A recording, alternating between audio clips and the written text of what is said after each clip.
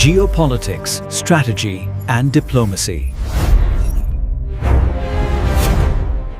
Let's just dive right into this explainer and absolutely shatter that old mental map of the world. For decades, whenever we thought about Latin America's place in global geopolitics, we usually pictured its ties to the United States, Europe, or more recently, China. India? Well, India rarely made it into that conversation. But today, we are looking at a quiet but massive geopolitical shift, the rapidly expanding strategic bridge between India and Latin America.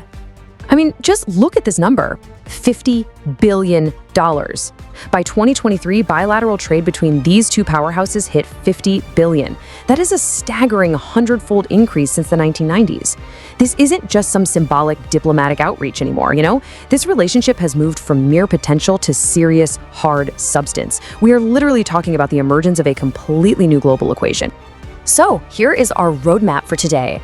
We'll explore the new global equation, the engines of convergence, and then do a deep dive into key case studies on Brazil, Argentina, and Mexico before finally looking at the decade ahead. Part 1.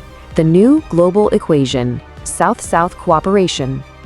You know, India's strategy here is actually super distinct. Unlike the traditional powers that historically viewed Latin America as just a strategic backyard or basically a place purely for extracting commodities, India is taking a totally non-hegemonic approach. This is South-South cooperation in action.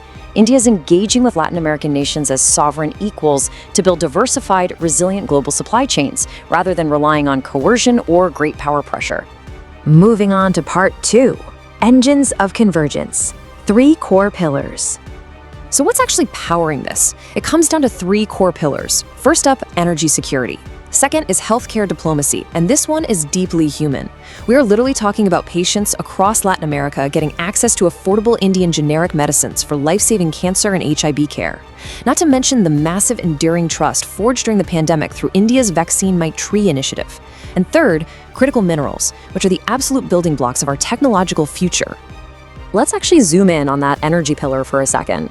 So the crucial point to understand is that India's energy hunt in places like Guyana and Venezuela isn't just transactional shopping, it's strategic insurance. Think about it. As the world's 3rd largest oil importer, India cannot afford to rely on a single region. One conflict in the Gulf or a glitch in shipping routes and boom, massive supply shocks. So Latin America offers a deliberate geopolitical hedge to build a broader, more resilient energy architecture. Which brings us to Part 3, Brazil, the strategic ally. Just look at this growth from the February 2026 joint statement. We are seeing a massive 25.5% trade spike projected for 2025 alone. And looking forward, they've set an incredibly ambitious $30 billion target for 2030. The economic momentum here is honestly just undeniable. But here's the coolest part. It brilliantly illustrates that it's about so much more than just commerce. India and Brazil are sharing democratic values, developing digital public infrastructure together, and even collaborating in space. Launching the Amazonia 1 satellite together, that is basically the geopolitical equivalent of a friendship bracelet. It shows a level of trust and tech cooperation that is super rare in bilateral relationships. Next up, Part 4, Argentina, the resource partner. $2 billion. According to a January 2026 CCSP report, India just dropped a massive $2 billion investment right into Argentina in January 2025. Why? To secure upstream access to the famous Lithium Triangle. This isn't your average trade deal. This is India deliberately hedging against China-centric supply chains to lock down the critical minerals absolutely essential for the global clean energy transition. When you stack these two strategies side by side, a much larger picture of Indian diplomacy really emerges.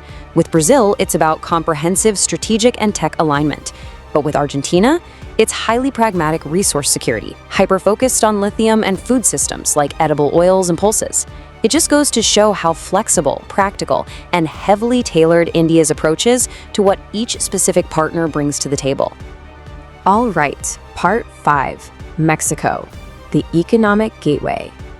Let's ground these numbers from the ICRA report in some reality. We are talking about more than 200 Indian firms present in Mexico right now, backed by $4 billion in total investment. This is heavily concentrated in the IT and auto component sectors. Picture thousands of Indian engineers, investors, and workers actively shaping Mexico's booming industries today. That is a massive physical and economic footprint. Now, it's not without its challenges, of course. Mexico's economy is deeply integrated with the United States, which creates structural constraints.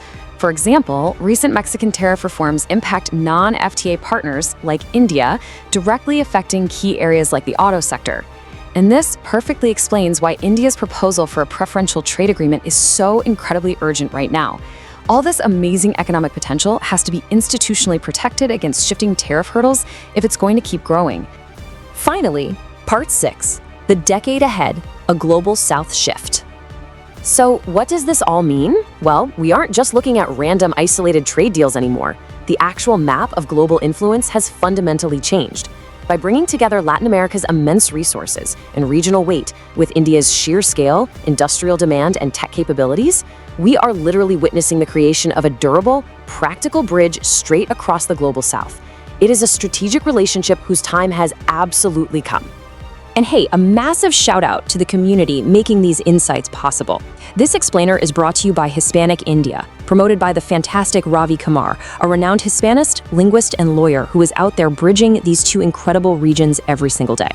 If you love understanding these massive geopolitical shifts between India, Latin America, and the wider global south, you've got to be part of this community. Hit that subscribe button, leave a like, and drop a comment below.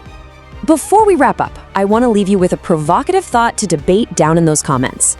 As we look at the immense human and economic stakes of this emerging equation, I want to ask you, which pillar of India-Latin America cooperation do you think will matter the absolute most in the next decade?